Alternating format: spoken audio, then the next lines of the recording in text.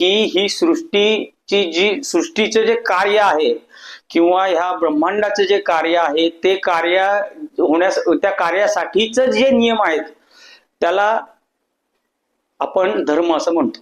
म्हणजे धर्म म्हणजे काय की ते जे नियम आहेत ज्या नियमाच्या बाहेर ह्या निहित सृष्टीचे कार्य असू शकत नाही ते आहे धर्म.